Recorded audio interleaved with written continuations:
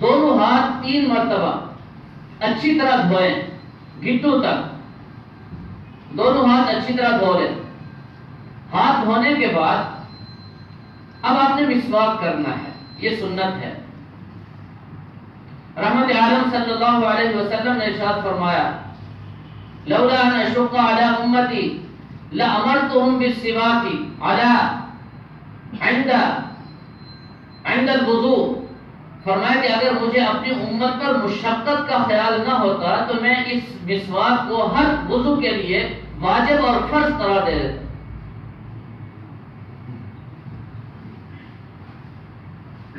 اب اس مسواک کی سنت پر عمل کرنا ہے۔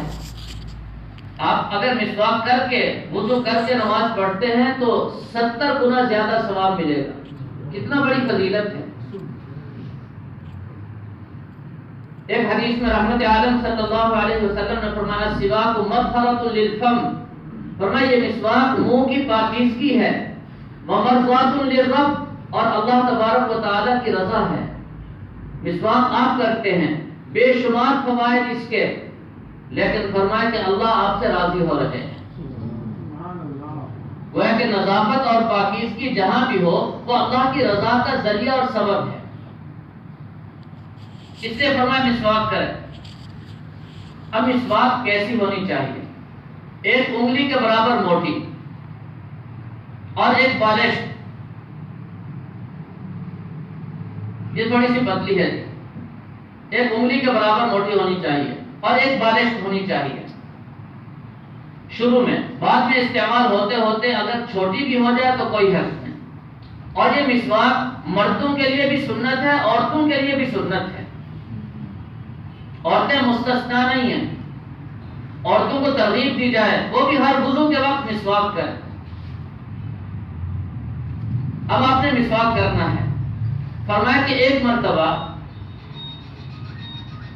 منہ میں پانی ڈال کر اس کو نکال دیں، مسواک اپنے ہاتھ میں لیں، یہ 3 انگلیاں نیچے ہونی چاہیے اور یہ 2 انگلیاں اوپر ہونی چاہیے مسواک کے، اس طرح۔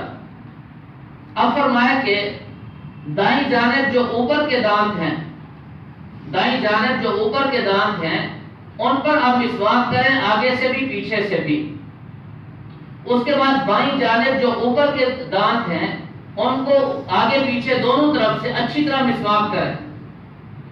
اس کے بعد پھر دائیں جانب جو نیچے کے دانت ہیں ان کو مسواک کریں دونوں جانب، پھر بائیں جانب جو نیچے کے دانت ہیں ان کو دونوں جانب اچھی طرح مسواک کریں۔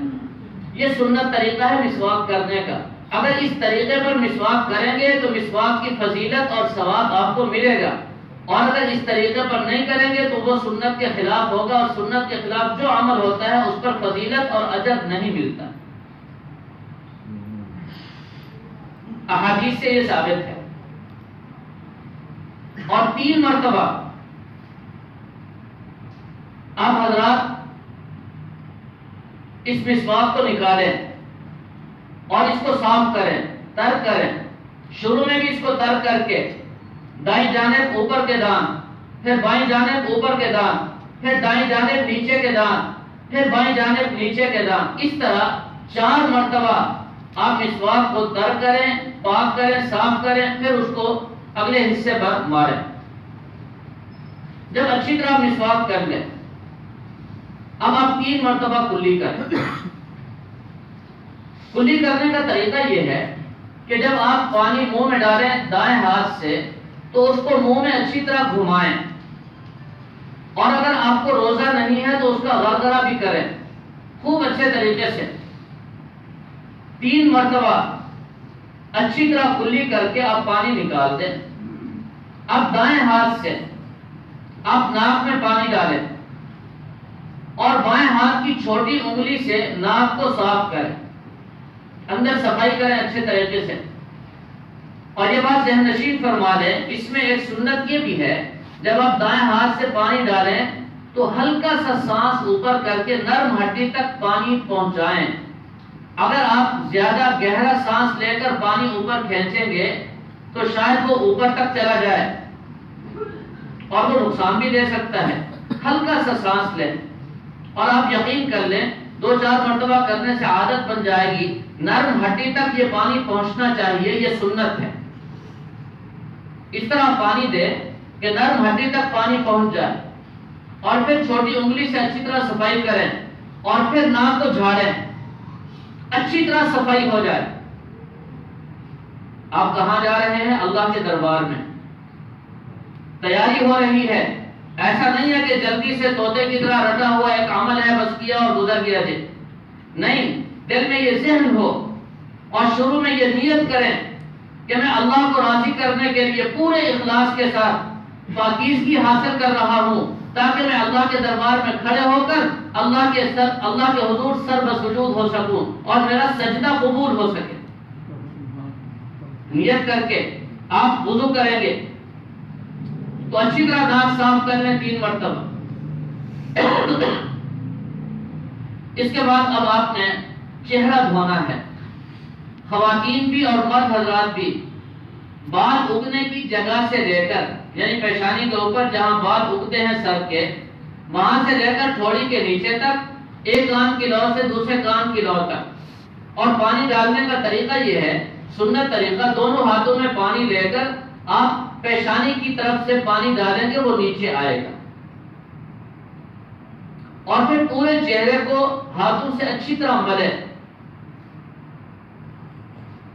اور یاد رکھیں، اگر چہرے پر کوئی گندگی یا کوئی ایسی چیز لگی ہوئی ہے، ایک سوئی کے برابر کیوں نہ ہو، اور اس کی وجہ سے اندر پانی نہیں پہنچا، تو وضو نہیں ہوگا۔ خاص طور پر صبح جب انسان نیند سے بیدار ہوتا ہے تو آنکھوں میں کچھ نہ کچھ گندگی آ چکی ہوتی ہے۔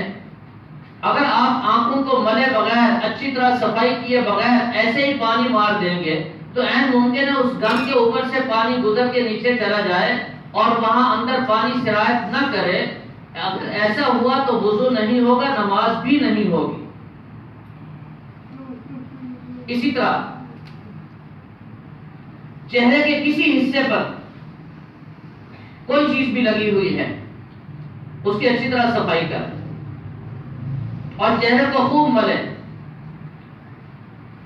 اور مرد حضرات اس کے بعد داڑھی کا خلال بھی کریں۔ داڑھی کے خلال کے لیے صرف ایک عمل ضروری ہے، ذہن نشین فرما لیں، ہاتھ کو تر کر کے یا ہلکا سا پانی لے کر ہتھیلی کا رخ چہرے کی طرف نہیں ہونا چاہیے، یہ خلاف سنت ہے، یہ اس طرح آپ کریں گے، ٹھیک ہے جی۔ اب 3 مرتبہ آپ خلال کر لیں۔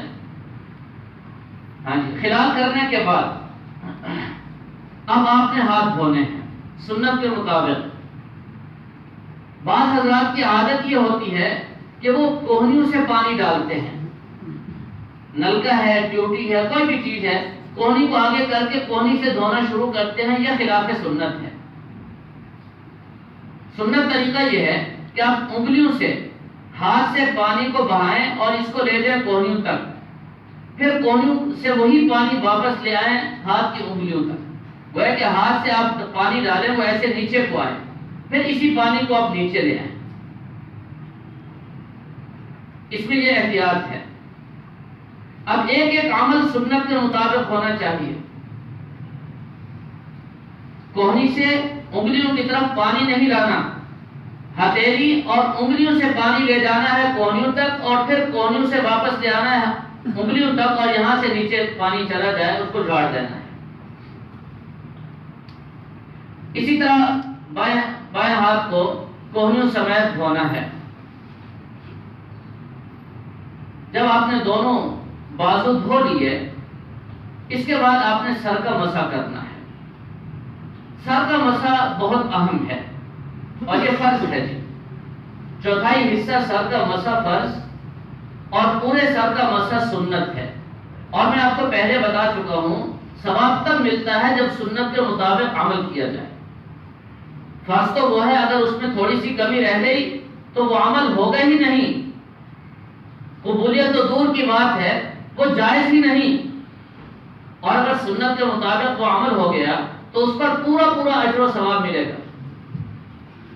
اب سر کے مسح کے لیے آپ اپنے ہاتھوں کو تر کر لیں، اور یہ شہادت والی انگلی اور انگوٹھا، یہ 2 انگلیاں آپ اوپر اٹھا لیں اور یہاں ہاتھ رکھ لیں، یہ 3 انگلیاں نیچے ٹکا دیں اور یہ انگلیاں اٹھی ہوئی ہوں، اس کو ٹکا کر اب اچھے طریقے سے اس کو پورے سر پر پھیرتے ہوئے نیچے تک گردن تک لے جائیں اور پھر انہی ہاتھوں کو واپس لے آئیں یہاں تک۔ ایک ہی مرتبہ مسح کرنا ضروری ہے اور وہ ہو گیا۔ اب یہ انگلی اور انگوٹھا یہ 2 باقی تھے، اب کانوں کا مسح کرنا ہے۔ کانوں کے مسح میں سب سے بڑی احتیاط یہ ہے کہ آپ حضرات نے سب سے پہلے جو انگلی کان کے سوراخ کے اندر ڈالنی ہے اور سوراخ کے اندر سے گھماتے ہوئے کان کے ہر رخ پر اس کو کان کی اس طرح کان کی لو تک واپس لے آنا ہے، یہاں تک اس انگلی کو۔ بعض حضرات یہاں سے شروع کرتے ہیں لو سے، یہاں سے، یہ صحیح نہیں ہے، ایسے کر کے لے جاتے ہیں اندر، بلکہ انگلی براہ راست کان کے سوراخ میں ڈالیں اور یہاں سے پھر اس کو اس طرح واپس لے آئیں کان کی لو تک، یہ سنت ہے۔ اور پھر یہ جو انگوٹھا ہے اس کو کان کے پیچھے اچھی طرح اس کو پھیریں، یہ دیکھ رہے ہیں جی آپ حضرات، اس طرح کرنے کے بعد اب ہتھیلیوں کا جو پچھلا حصہ ہے یہ گردن پر پھیر دینا ہے، یہ اس طرح، ٹھیک ہے جی۔ اب یہ مسح مکمل ہو گیا۔ گردن کا جو اگلا حصہ ہے ہل کے نیچے، اس کا مسح نہیں ہے جی۔ بعض حضرات کہتے ہیں گردن کا مسح نہیں ہے، حدیث سے ثابت ہے، احناف کے ہاں یہ مستحب ہے۔ کیا ہے جی؟ مستحب۔ مستحب اس کو کہتے ہیں اگر اس پر عمل کر لیا جائے ثواب ہے، نہ کیا جائے تو کوئی گناہ نہیں ہے جی۔ اگر نہ کیا جائے تو کوئی گناہ کی بات نہیں ہے جی، لیکن اگر کر لیا جائے تو بڑا ثواب ہے، تو یہ مستحب امر ہے۔ گردن کا مسح کرنے کے بعد اب آپ حضرات پاؤں دھوئیں جی۔